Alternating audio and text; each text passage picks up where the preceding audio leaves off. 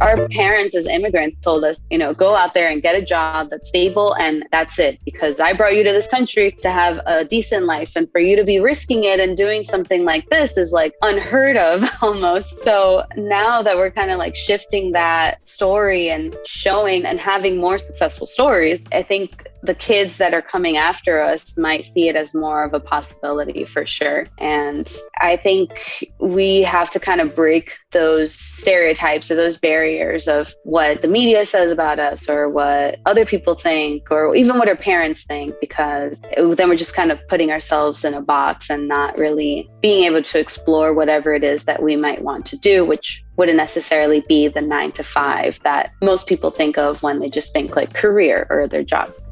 Welcome to Latinx in Power, a podcast hosted by Thaisa Fernandes. Welcome to Latinx in Power, a podcast with the goal to help to demystify tech. The way we do that is by interviewing Latinx leaders all over the world to hear the perspective and insights. Today, we are talking with Carolina Acosta. Carolina is a Latina entrepreneur from Queens, New York, with a background in graphic design. She has a Bachelor of Fine Arts from Parsons School of Design. Carolina launched a game dedicated to Latinos, and she's making history in the process since the game industry is white, cisgender, male-dominated, and often overlooks people of color and women. I'm really excited about this conversation. Welcome, Carolina. Oh, thank you, Thaisa. It's amazing being here. I'm excited to talk to you today about Tragos and I guess the journey that I've been on since I started. Yeah, that's amazing. So in this episode, we will talk more about entrepreneurship. This year, I have been enjoying learning from other Latinx entrepreneurs. And I hope this conversation can inspire other folks that are also thinking about entrepreneurship and don't know how to start. And first things first, what does it mean to be a Latina for you, Carolina? I love this question because for me, the term Latina has changed a lot throughout my life. And just thinking about how I used to be when I was younger, my mom used to call me La Americana, or the American in the family, because I stopped speaking Spanish at an early age. I felt like, all the kids in school would speak English and it wasn't really something I wanted to do anymore, speak Spanish. I was like, no, we're in America, Mom. Like, we got to speak English. And it's horrible thinking about it now, but I'm really happy that I can still speak Spanish more or less. And yeah, when I was growing up, I thought being Latina meant, looking perfect all the time with your hair done, your nails done, big hoop earrings, and being very feminine and bossy, because that's how the women in my family were. Reconnecting with my culture through Tragos is the first time that I feel like I don't have to be any of those things. I particularly enjoy it now as a grown-up to have that kind of like Latina feminine power. But what I love the most about it is feeling like I can connect to multiple cultures and really connect with multiple people as well in different places. And so having that sense of community through my culture is amazing, and being able to just enjoy it and be able to identify with it despite any other person's definition of the word Latina. I love that. And I love to hear your journey. And in the beginning, kind of having this idea of how a Latina should look like, because it's the references that we have, maybe not just in our family, but out there, like TV, movies, everything, and just reclaiming, no, I can be whatever I want to be. And that's really, really nice. Yeah, absolutely. Yeah, of course, on TV and movies, a huge thing. It's a stereotype that, has its truths, but the more that you meet people and the more you grow, you're like, oh, okay, well, there's the nerdy Latina, there's the goth Latina, there's so many different kind of people, I'm not trying to like bucket us into different like labels, but you can be all of those things in one, but it doesn't really like make you any less Latina, even if you don't speak Spanish as well. Yeah, so true. By the way, I was a gothic Latina when I was a teenager. Still a little bit sometimes. I've connected more with Mexican culture lately. I've visited Mexico and I have a lot more, I guess, Mexican friends because it's a large population that has gravitated towards Tragos, which is awesome. It's a really big audience in the US and they are really into rock and roll and punk. And I was like, oh, that's so interesting. Colombian Dominicans, that's my background. we were never really like exposed to that. So it's very fun to experience. Yeah, that's interesting. I never thought about that, actually. I think in Brazil it's quite similar. I think, not sure now, but when I was a teenager, it's kind of like a phase that you need to have, especially in my city, we have a lot of like metal bands, like rock and punk. They're like famous, like Sepultura and a lot of different bands. So it was quite part of our lives and our teenager phase for sure. That's so cool.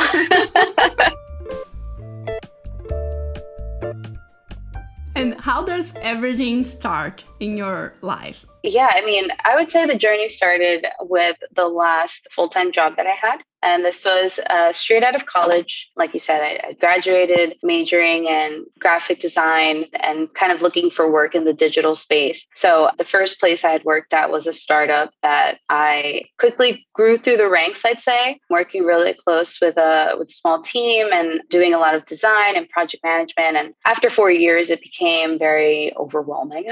And it was around the time that my aunt actually invited me to Colombia for the first time. And so I went to Colombia, I visited there, and it was just amazing. And I love traveling, period, but it was the first time in South America and my mother's country. And I wanted to go back right away. That was like one thing I knew that I wanted to do. And then came an opportunity when I think it was just advertised to me, this program that allowed me to travel working remotely for 4 months. And I decided to go for it.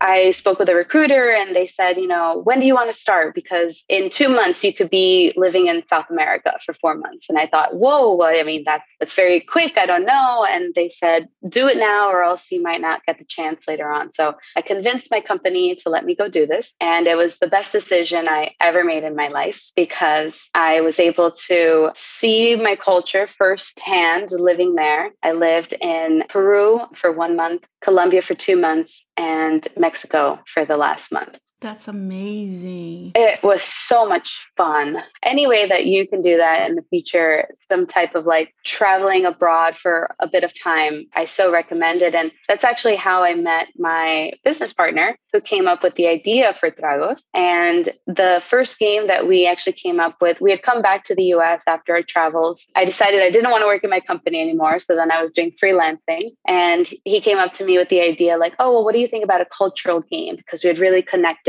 through our cultures. And he's actually Korean American. And I said, I love the idea. We have to do it. But then if we're doing it, we have to do it for Latinos. And so we both worked on the product together, the branding, the website. And when we released the Asian game, which is called Asian Flush, then we immediately went to work on the Hispanic game, which ended up being Tragos. That's really cool. So in 2019, with 0 investors and just $500, you launched the game Tragos. That's amazing. Can you share more with us what the game is about? Yeah, so I mean, the game mechanics are very easy. You play with a bunch of friends and on your turn, you pick up a card and the card will tell you basically what to do. Those are the instructions. And so the cards contain all like Latino references that have something to do with mainly growing up Latino in the US, because I guess that's my experience, but it does extend internationally, we've noticed. So one example would be if you still have to greet everyone individually when you walk into the room, take 3 sips. It is a drinking game, so you could play with or without alcohol. It's usually something that the adults lean towards, but we have sometimes played with our family, just making sure that it's like with juice or like coffee or things like that. So it's very exciting. It's created for a party culture because that's something that I felt I wanted to play myself when the concept came up. And the idea for the game is very simple. There's also different cards that like contain categories or group trivia. So there are references that relate to like Latino pop culture. There's things like related to Selena, Walter Mercado, Laura, Caso Cerrado. I'm not sure if you're familiar with all of these people. But yeah, it's just kind of like an homage to like how I grew up and like the part of culture that I felt close with all my life. Despite that, kind of separation, there was always like that, those people, those references, the TV, music that I felt like I could connect with. And then of course, the crazy family that everybody has.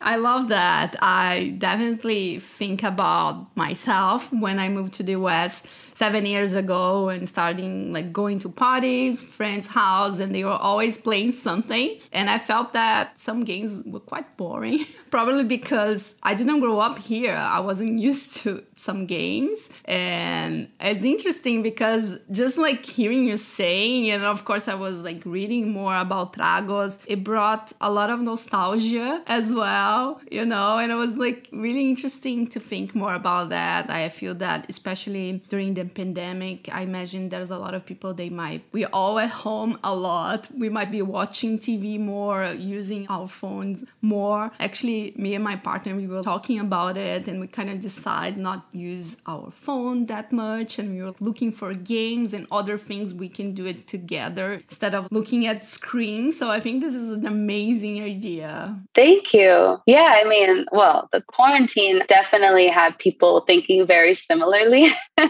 We definitely had a spike in sales, which we did not think. We were like, oh gosh, that's it. It's the end of our business. And the complete opposite happened because, yeah, people, I guess, were bored of doing the same things at home or just like being stuck on their screens all the time. So that is also like a beautiful thing about physical games, which I see more now that I'm in the industry. But before, it was always just something that I liked.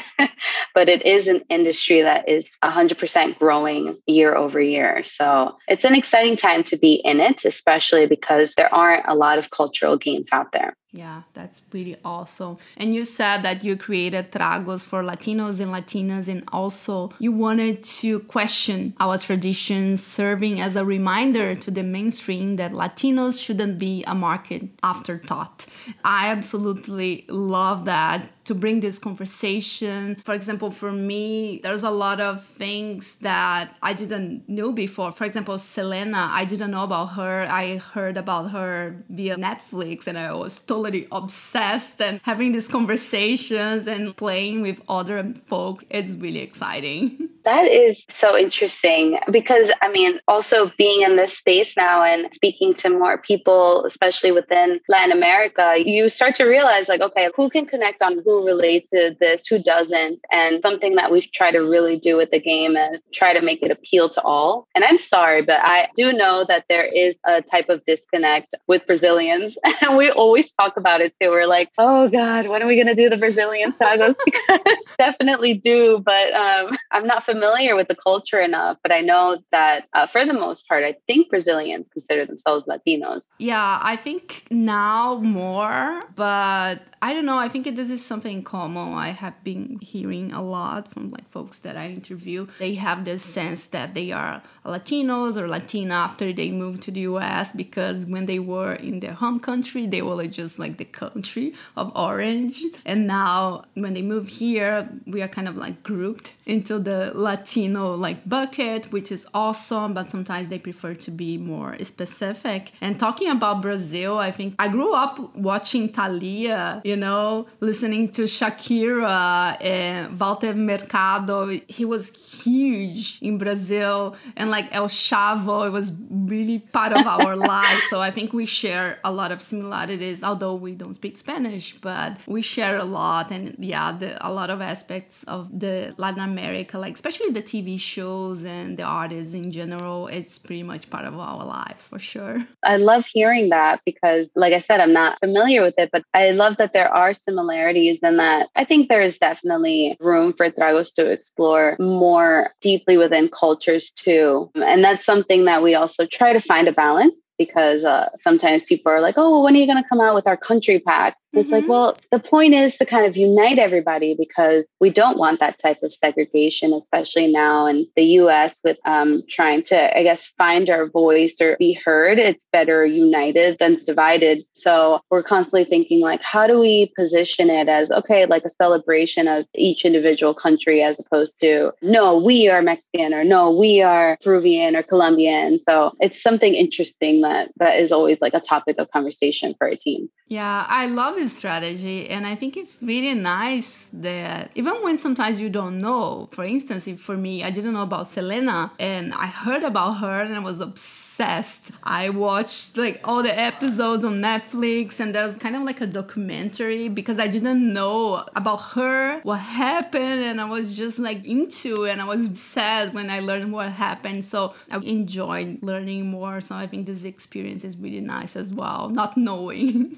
Yeah, that's actually a really good point, because a lot of our cards too have mixed cultures in them. So there are cards that definitely pertain more to like the Caribbean culture, other ones that are definitely more Mexican. And it's fun to kind of see people be like, what is that? I've never heard of that. And then they immediately turn to Google like, okay, that's what that is. And sometimes it's like, oh, well, we call it this, or, oh, I never heard of that. I just learned it. So it is a fun, like, educational experience. Yeah, absolutely. Really nice. And I read that your startup has grown 224% since it launched in 2019. And also you donated more than $20,000 under a year for charities in need. So I'm wondering, what advice would you give to other folks that want to become an entrepreneur? I've actually gone through quite a few phases. I'm calling myself an accidental entrepreneur. It's like a term that we're all using where you don't really try to be, ends up happening that way. So a lot of it has just been kind of learning as you go, a lot of mistakes made, lessons learned. And so I would say that for anyone that's aspiring to be it, the fact that you even want to be it is already like something that says a lot about your character. And this is probably going to change like every month. It's just a different mindset and like a lot of things that I'm learning. But I think to be a successful entrepreneur, you have to have two things: vision and the ability to delegate. I've had the vision from the beginning and I'm a terrible delegator. What I'm trying to work on now. And I think having the right team with you and understanding like, what is it that you want to accomplish at the end of the day or the quarter,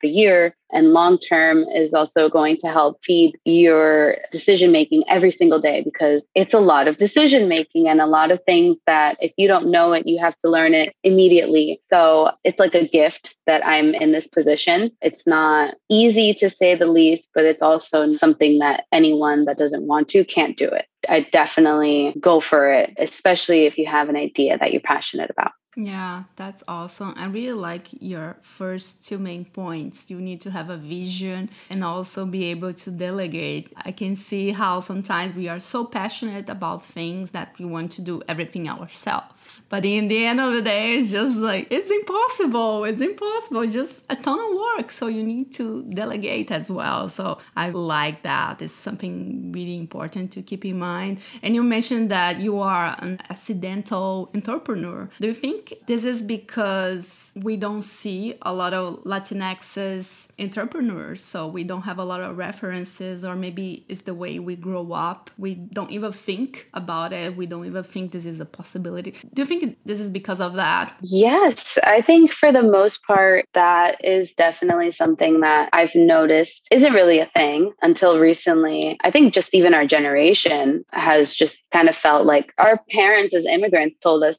go out there and get a job that's stable and that's it, because I brought you to this country to have a decent life, and for you to be risking it and doing something like this is like unheard of almost. So now that we're kind of like shifting that story and showing and having more successful stories, I think the kids that are coming after us might see it as more of a possibility for sure. And I think we have to kind of break those stereotypes or those barriers of what the media says about us or what other people think or even what our parents think, because then we're just kind of putting ourselves in a box and not really being able to explore whatever it is that we might want to do, which wouldn't necessarily be the 9 to 5 that most people think of when they just think like career or their job. Mm-hmm. Yeah, this is an important point, and I'm enjoying bringing this conversation to the podcast because it's so important to be talking more about it and having this sense that it is possible. If you want to do it, it's a possibility, and it serves to myself as well. I think when I was asking you this question, I was thinking about myself as well, like having the sense that you can do it.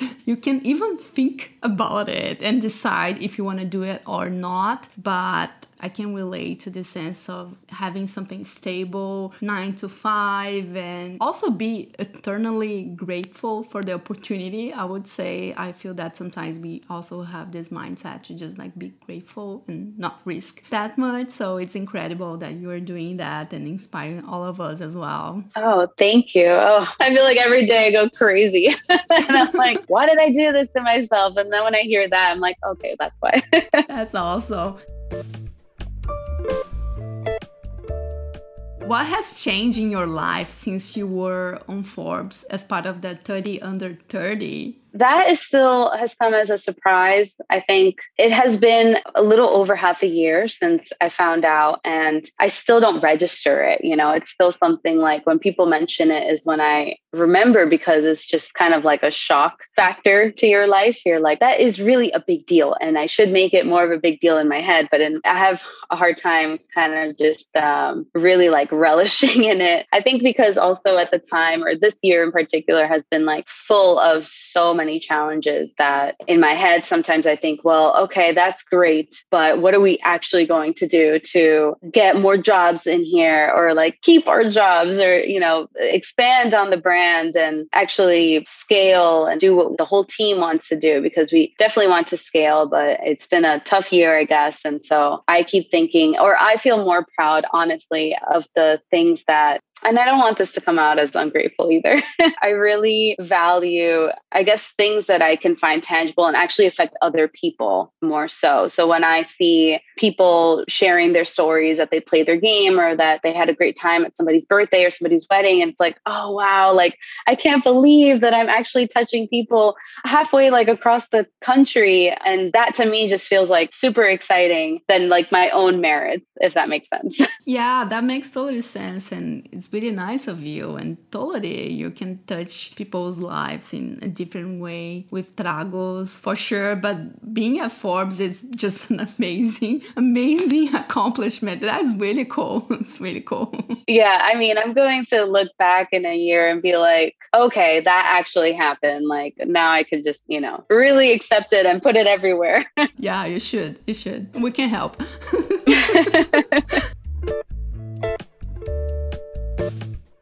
And which resource helped you in your journey? In the season, we have been enjoying asking folks what helped, and any resource that you want to share. It can be books, someone, quotes. I'd love to hear from you. A specific one, I am trying to think, because there are so many people and like, yes, certain books that I've read.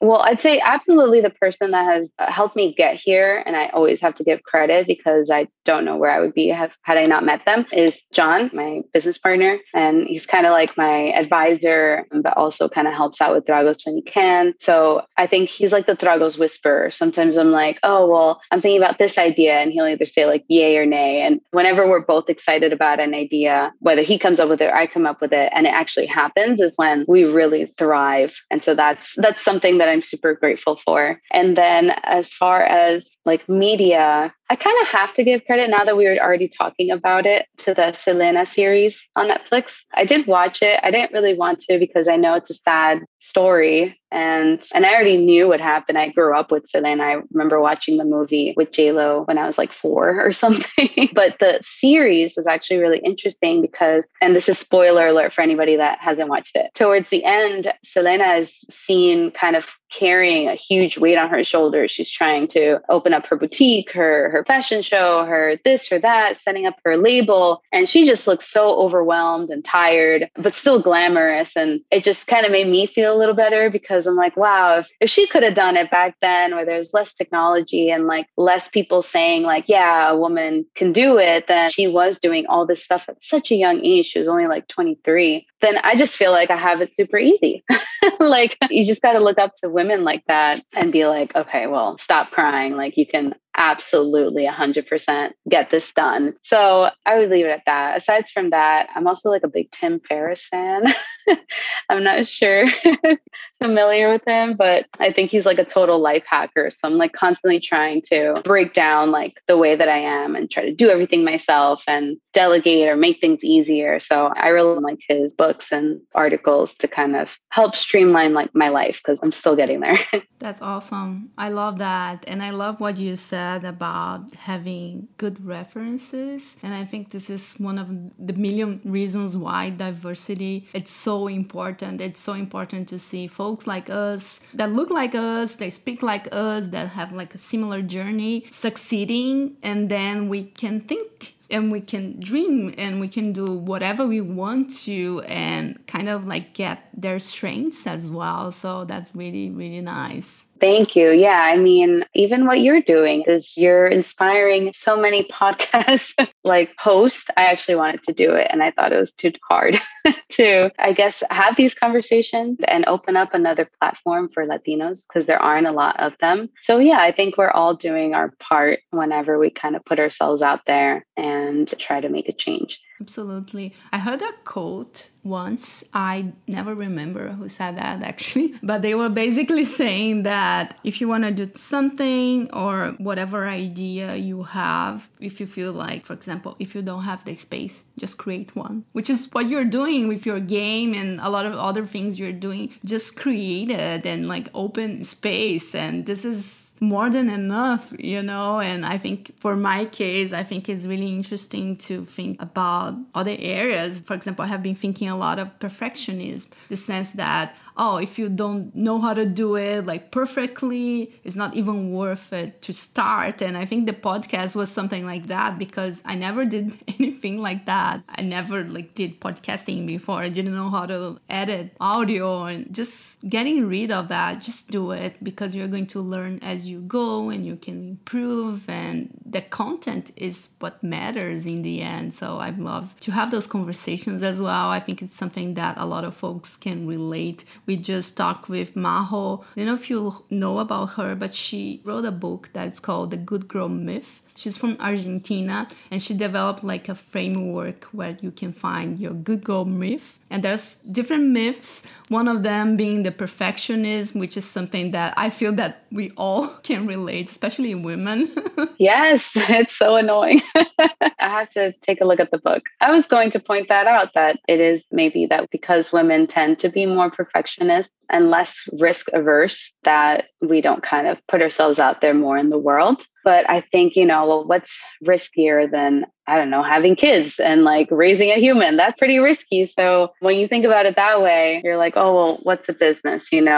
What's starting something new? It's not that life changing. And if you don't like it, then you can try something else. So we also have to be like less afraid of failure, because it's okay to fail at any one thing that we want to do, because there's always like the next opportunity and everything you learn from that first experience. So yeah, it is all just things that we are working on. So I'm glad you brought that up. Yeah, absolutely. I have been thinking about that a lot. And I think one thing that helps me is to also understand how the society kind of works, because we still live in a sexist society, and this influences a lot the way women are socialized. And it's not like, we can't take risk. We are raised in a way that we tend to avoid because it was the way we learned. And just having this awareness and trying to break this cycle, I think it helps. And I wanted to thank you for this conversation, for sharing more about your business. It's really interesting. I'm sure our listeners will enjoy